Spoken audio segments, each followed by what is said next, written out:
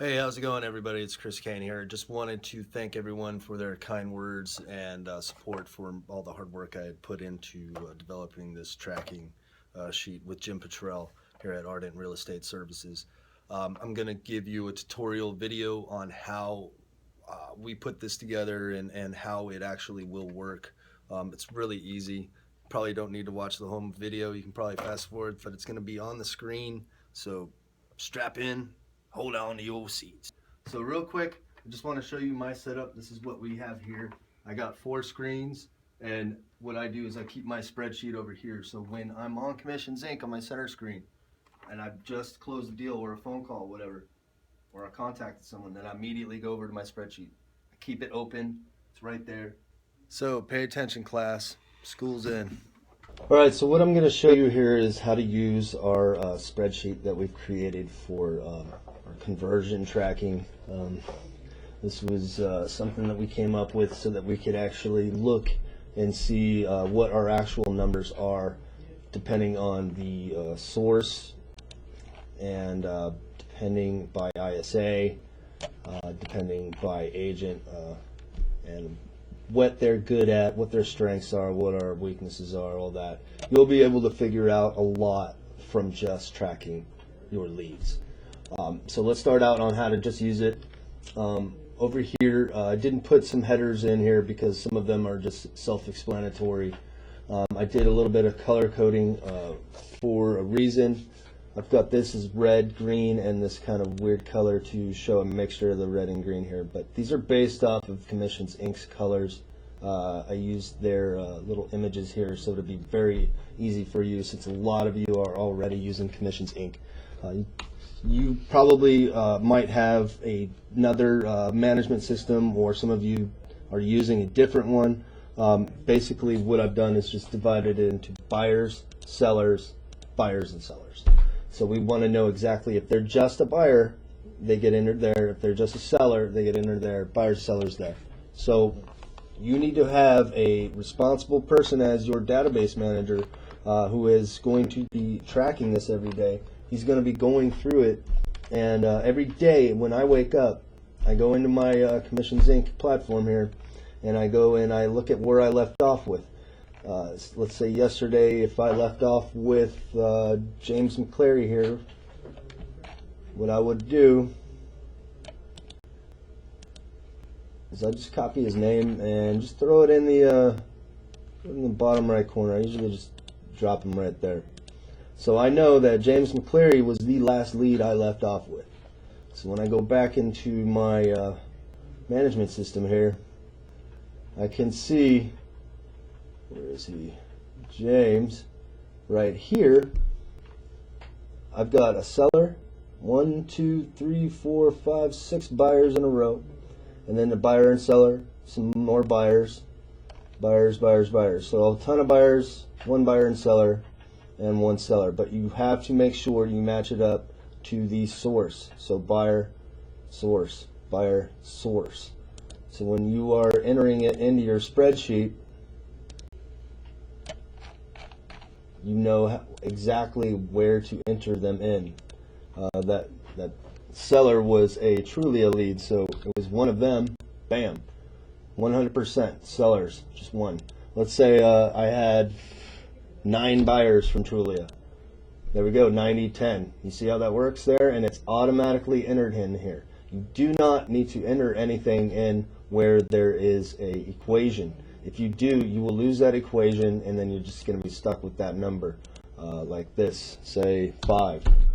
Okay, great, you put in the number 5, but now you just jacked up that whole equation. So then you have to click the undo button to fix any kind of mistake that you make. So just for instructional purposes only, we're going to start and just do sync all the way across. Okay, so I can go ahead and just delete these. These are fine. These are the ones that your database manager only updates column B. There's only one person who does that. If you use 2, it's going to get messed up because they're not going to know where each other left off, and it's just going to be one big, as we say in the Marine Corps, clusterfuck. So when you get over into here, you've got your leads will be automatically entered into here. But so once your database manager enters them in, let's say it's 10, buyers, 10 sellers, or 5 sellers and 5 buyers and sellers. That is a total of 20. From those, we can see it automatically shows you that 50% of your leads that come in through Commissions Inc., for instance, would be buyers. 25% sellers, 25% in both. So we've got a total of 20. Let's say our first ISA can reach 5 buyers and 2 sellers and 1 buyer and seller. You can see that that automatically shows how many has been contacted and what his personal percentage is. Let's say if you have another ISA who's working off of a different spreadsheet. And if I show you here, I can open up another spreadsheet. Hold on just a second.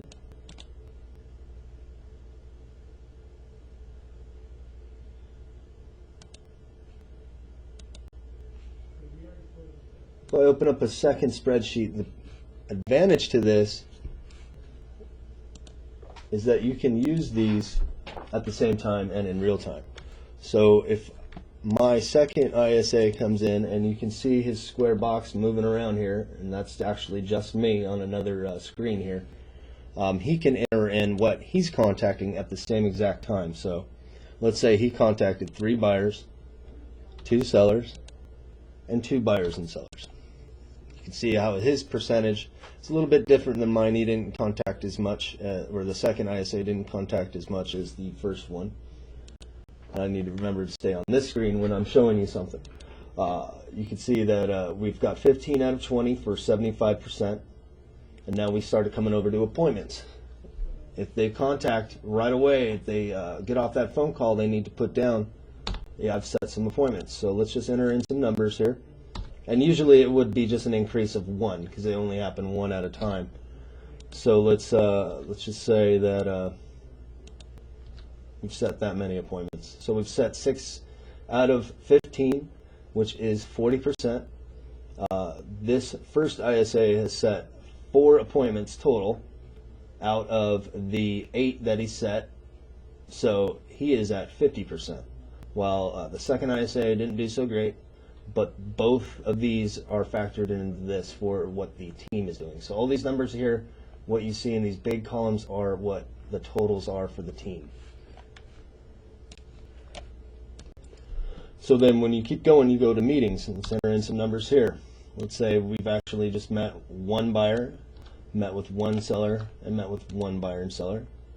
That buyer didn't meet for some reason, but that seller did. Bam. You can see that he has set 50% of his meetings have actually happened. 3 out of the 4 that I set happened, so 75% for a total of 67. Now, did they get the BBA? This column has to be based off of this and this, because he had 2 chances at a BBA. So let's say he only got 1. Should show 50% there. Good. Let's see, this person, he set a meeting and he got a listing agreement. Well, he only set 1, so it's 100%. This person set 2 listing appointments and got 2, so 100%, for a total 3 out of the 3 listing appointments got 100%. So let's say that one of those buyer closes and one of those seller closes. As you can see, the importance of this tracking is displayed here at the end when you start really getting down to what actually closes. So then if this ISA had closed 1, bam, 100%, so we have 3 closings, which equals 75%. Out of the 4 possibilities from the signings. So we just base this loosely off of that. As you can see, I've already created some tables and some graphs for you down here. We've just been playing with 1 lead source so far, so that's why they all say Commissions Inc. If I was going to go over and throw in some numbers on, let's say, Zillow. Alright, so getting back to the spreadsheet, let's say we've contacted 4 of those, 2 of those, met with 1 of those, got 1 listing agreement, closed 1 and 1. come over to your tables, voila, automatically updated. Going to be, let's see here. There we go. So I had to fix one more of those equations. I found one of them were off, and that's going to happen. This spreadsheet's going to have an error or two on it. I apologize, but you will run into one or two maybe errors here and there. It's just a matter of stumbling upon them, is what I found out. But fix them as you go along. It'll be all right. So let's move on to the agent side. When you start recording what their numbers are, it's the same thing as by source. Let's say Tom had 3 buyers appointments, 2 seller appointments, 1 buyer and seller. He met with all 3 buyers, 1 of his sellers, and the buyer and seller. Well, it shows you his percentage. He's met with 5 out of the 6 for 83%. And if you throw another ISA into the bunch, the numbers start changing as well. And you can see what the total percent of signings is for the buyer-broker agreement. So what do we have? We have 1, 4, 6 listing appointments that he did go on. 2 from me, 2 or 4 from the other ISA. So let's say he closes all 2 for me and 2 for that other ISA. 100% for me, 50% for that other ISA, for a total of 67. And we get over to closings. Like I said, all you have to do is fill in these fields. Don't fill in these ones with the equations. They are automatic. So he goes to closed. Say he closed 1 buyer and 1 seller of mine. Bam. 50% for me, 25% for the company, because we haven't factored in that other ISA's number yet. So when you go from the 2 listing agreements that he had there, if he closed one of them at 25%, and why? Because this is over here is the total closings. He actually had 2 buyer broker agreements, 2 listing agreements, only closed 1, so that's why it says 25%. So let's say if he closed both of his buyers, 75%. Now, do I expect these numbers to be what actually you started with? Do I really think that in the month of January that you would contact somebody, set an appointment, have the meeting, get the BBA or agreement, and then come over here and then close them?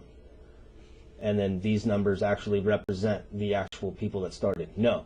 But what you do have is something that will tell you all the way to here, basically, for this month. And then the closings are actually people just being closed that month. So it will factor in at the end. So speaking of the end, what do we have here at the bottom? We have totals. You've got all of your sources over here. Yes, these are all editable. This is just the ones that editable. Sorry, not editable. You don't want to be eating these. These are all sources that we use here the most. We get onesies and twosies from other sources, but really, do we need to track that? No. We will need to track people that we're getting multiple people a month of. So I broke it down to those categories. We have broken down here by ISA. You have me, you have our second ISA, and then you have the rest of the company is what I call it. And that's just anybody. It's mostly Jim in the other office. They're setting appointments for agents, handing out leads. Doing my job. They took our jobs! They took our jobs! Took our deer! Took our deer! So this will actually give you the total. Don't confuse. Sorry, I like the color red, so that's the one I use. But don't confuse this with what ISAs are doing what. This is actually just a total of your leads for that month. So they will all populate here. The total leads from the 20 Zillow buyers and the 10 sync buyers, you can see down here equals 30, and then so forth. And then the percentages are just added up here. Everything is just all added down to the bottom. So you can get a running total for the company and compare what your averages are against a particular source or a particular agent or ISA. So let's say the entire company is having a 46% appointment rate for every single lead source. And then you have a lead source whose appointment rate, let's say like, I don't know, be any of those. Well, let's say Realtor.com has a 13% appointment set rate. Well, look at that cost per lead. Is that efficient? Do you want somebody who is that much lower than what all the other sources average out to? Maybe you want to find a source like, I don't know, Sync or Zillow or somebody that has a higher appointment percentage rating and focus your efforts there. That's the importance of tracking. And then going over to the tables, beautiful. Going over to the agent side, you're going to be able to see who your closers are, who's able to meet with people better, who's better at signing listing agreements, who's better at signing buyers, who's better at closing. So we've got the months. Every month is the same. You can edit these very simply. If you want to take out this and put in Francois, you can do that, no problem. The sources here, you can rename, but they do need to stay the same from month to month. You can't take Sync and put it down here and expect it to be correct when you get down past all these months, down to the first quarter, and you can see that Commissions Inc. is still at the top. You need to keep the sources in the same spot. As you can see, that what I had filled out before has been automatically transferred and populated into the first quarter spreadsheet. That was as easy as adding January plus February plus March. Boom, automatically goes into there.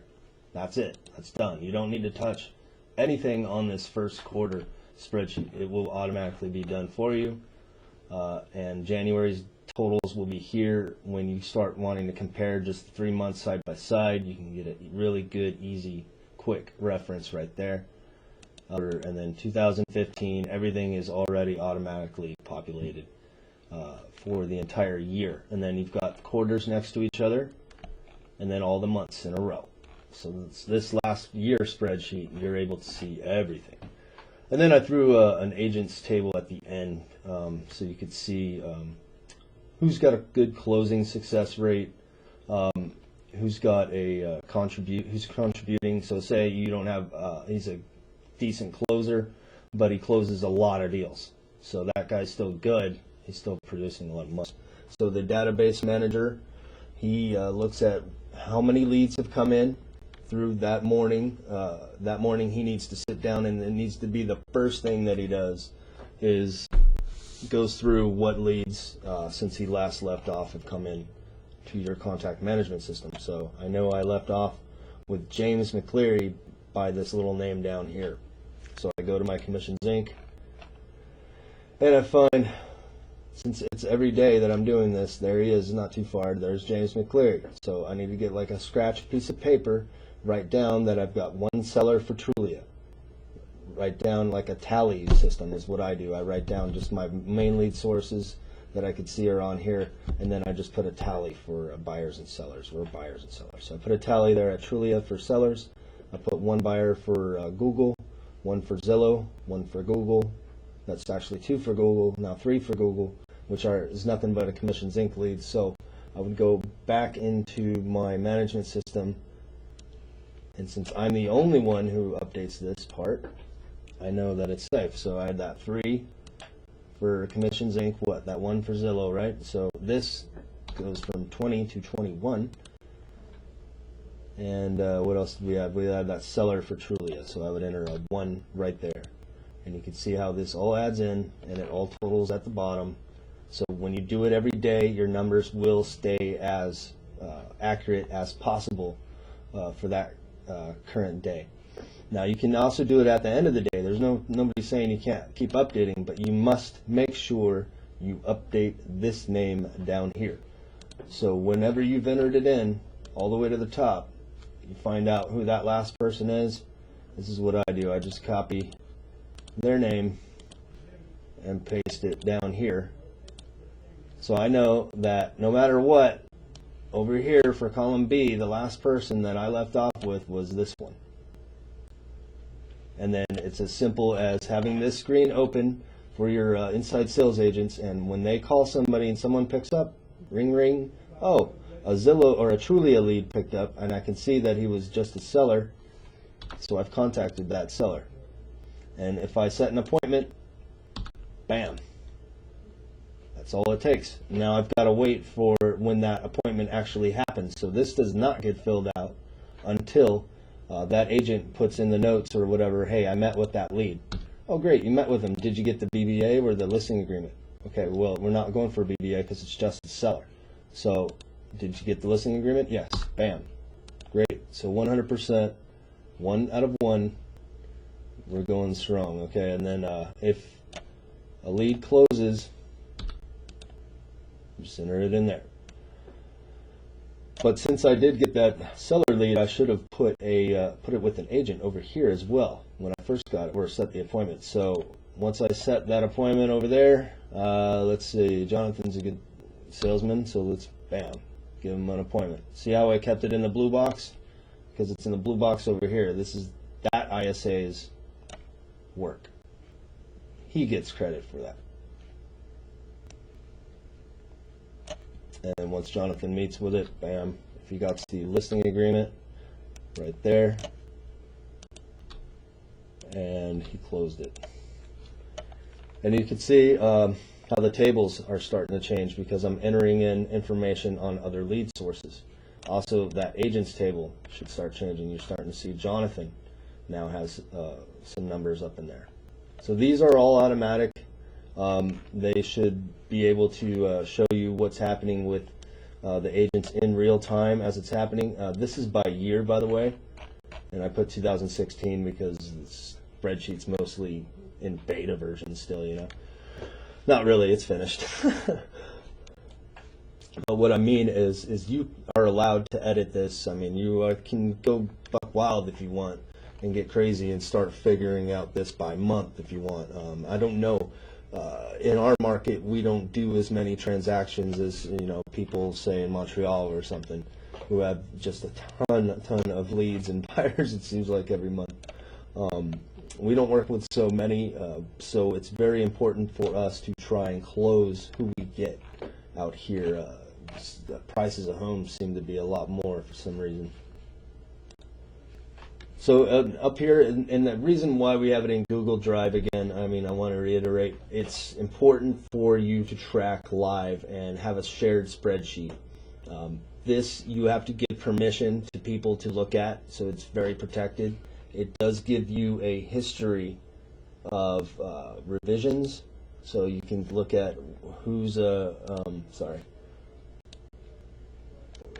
see revision history. You can see that I've just started. You can see where I made changes. Bam. You can. It's all in detail, so you could actually restore things. You can show changes, show more detail. There's all sorts that Google saves for you, and when it's in Google Drive, you can share it with specific people, and it's really beneficial to have it on a shared drive where everybody can see it and work on it at once. You can't do that with the Excel spreadsheet. It's just not going to work that way. Just trust me on that. But in order for you guys to get this, what I had to do was take it and convert it to an Excel spreadsheet. Now, when that happens, not everything converts correctly, and I'll show you.